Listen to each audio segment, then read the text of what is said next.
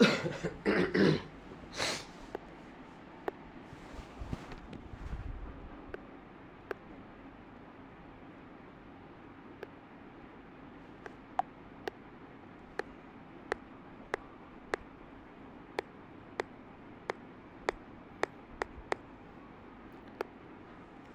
Friend, कैसे हैं आप सब। आज हम बात करने जा रहे हैं जो आरपीएफ एसआई का एग्ज़ाम हुआ था 2024 में और 2025 में, उसी का सारा क्वेश्चन को हम लोग देखेंगे। आज हम जो प्लेटफॉर्म का रीजनिंग बुक है 1750, यही बुक को सारा का सारा कंप्लीट करेंगे यहाँ पे हम लोग ऑनलाइन वीडियो के माध्यम से। तो आज हम हर एक सेट को सॉल्व कराएंगे, प्लस सॉल्व कराने के साथ साथ क्वेश्चन को सॉल्व करने का तरीका भी बताएंगे। अगर आप एग्ज़ाम देते हैं तो एग्ज़ाम में क्वेश्चन को कैसे सॉल्व करें, स्मार्ट अप्रोच और क्विक ट्रिक के साथ बताएंगे।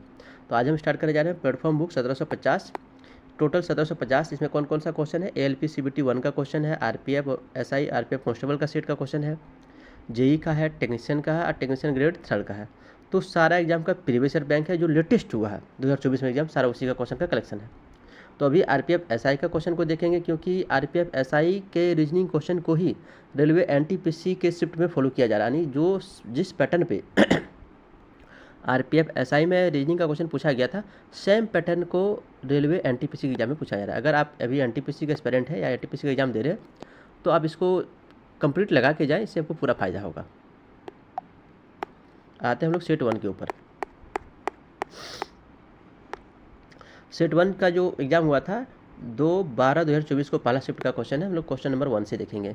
तो देखिए, पहला क्वेश्चन सिटिंग अरेंजमेंट का है। तो सिटिंग अरेंजमेंट का है, इसमें से टोटल 7 व्यक्ति है और सातों का मुख केंद्र की ओर है। देखिए, सिटिंग अरेंजमेंट में 2 टाइप का क्वेश्चन पूछा जाएगा। एक का मुँह सेंटर की ओर होगा और एक का मुँह सेंटर के बाहर की ओर होगा। जो सेंटर की ओर होगा एक थोड़ा इजी क्वेश्चन होता है, और जिस क्वेश्चन में फेस सेंटर के बाहर की ओर होता है थोड़ा टफ होता है। और अगर एक ही क्वेश्चन में दोनों को मिक्स कर दिया जाता है कि कुछ का मुंह सेंटर की ओर और कुछ का मुंह सेंटर के बाहर की ओर, ये काफ़ी टफ होता है। जनरली ऐसा एग्जाम में जो रीजनिंग का क्वेश्चन है एसबीआई पीओ में आता है। तो रेलवे में आप लोग का जो एग्जाम होता है उसमें नॉर्मल क्वेश्चन पूछा जाता है सेंटर की ओर।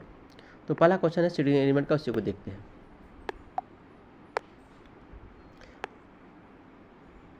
तो सर्कल बना लिए। अब इसमें टोटल कितना व्यक्ति बैठा है? 7 लोग। तो 7 लोग बैठा होगा तो कैसे बैठा होगा 7 लोग? 2 4 6 7 7 आदमी को बैठा दिए। अब देखते हैं क्या बोल रहा है कि एल जो है जी के बाएं तीसरे स्थान पे है। मान लो एल जी के बाएं तीसरा, तो मान लो अगर जी यहाँ रहा होगा तो एल कहाँ रहा होगा? पहला, दूसरा, तीसरा, यानी कि बाएं बोला जा रहा है तो इसका बाएं तीसरा है। उसके बाद बोलता है कि जो जी है वो जे और एच के बीच में है, यानी जी जो है जे और एच के बीच में है। तो मान लो यहाँ पे जे है, यहाँ पे एच है, और बोला कि एच जो है ओ के बाएं दूसरा है। अगर यहाँ पे ओ रहा होगा तो ओ के बाएं एच दूसरा हो जाएगा। और इसके बाद क्या बोलता है कि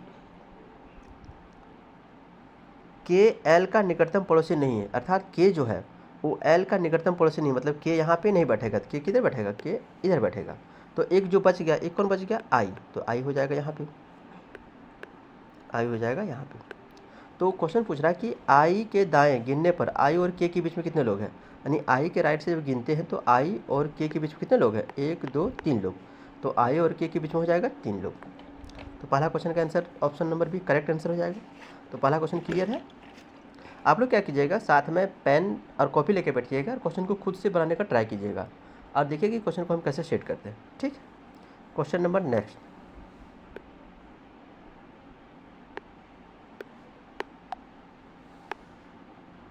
question number next sitting arrangement से है। बोला जा रहा है कि गगन बिंदु ए से ड्राइव करना शुरू करता है। पता है सिटिंग अरेंजमेंट जब जो लाइन खींच के देखते हैं दायां बायां ऐसे वैसे कुछ नहीं करना, सिंपल सा आपको न्यूज़ को फॉलो करना है। और देखिए कितना ईजिली हम लोग क्वेश्चन को सॉल्व कर लेंगे। NESW, इसमें क्या था कि सेम डायरेक्शन में माइनस होगा, अपोजिट में सेम को प्लस करेंगे, अपोजिट को माइनस करेंगे। जैसे गगन ए से ड्राइव करना शुरू करता है, पूरब की ओर 13 किलोमीटर चला। देखिए ईस्ट में कितना चला? 13 किलोमीटर। उसके बाद देखिए दाएं मुड़ेगा तो हम आगे बढ़ेंगे और बाएं मुड़ेगा तो हम पीछे जाएंगे। तो गगन 13 किलोमीटर पूरब की ओर चलता है, फिर वह दाएं ओर मुड़ता है 15 किलोमीटर चलता है, दाएं ओर मुड़ा मतलब आगे। तो फिर साउथ में कितना जाएगा? ठीक है, ईस्ट में हो गया 13, अब दाएं मतलब आगे, तो साउथ में बढ़ जाएगा 15 किलोमीटर। उसके बाद फिर दाएं मुड़ता है, मतलब साउथ से फिर दाएं जाएगा वेस्ट, तो वेस्ट में कितना किलोमीटर चला, 17 किलोमीटर। उसके बाद बोलता है कि फिर दाएं मोड़ता है 16 किलोमीटर। देखो वेस्ट के आगे कुछ नहीं है, तो वेस्ट के आगे क्या हो जाएगा, फिर यहाँ से इसके आगे फिर एन हो जाएगा, यानी एन यानी नॉर्थ हो जाएगा। तो फिर नॉर्थ में कितना किलोमीटर चलता है, 16 किलोमीटर,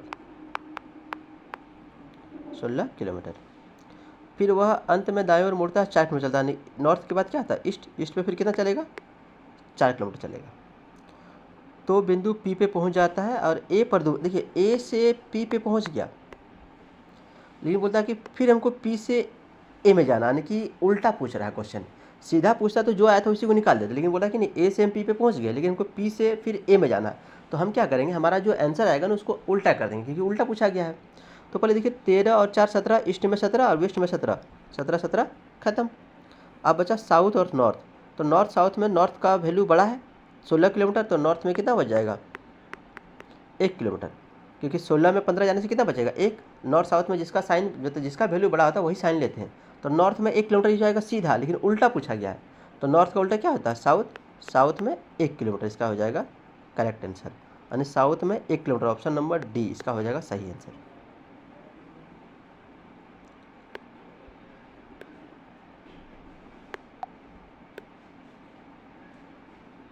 अब क्वेश्चन नंबर 3 देखते हैं, क्या बोला जा रहा है कि निम्नलिखित समूह में से 4 में से 3 एक जैसा है, एक अलग है।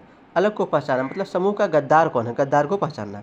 तो देखो एन से आई, एन आता है प्लेस वैल्यू 14 नंबर पे आता है और आई आता है 9 नंबर पे, यानी 14 से 9 हो गया, यानी -5 हुआ।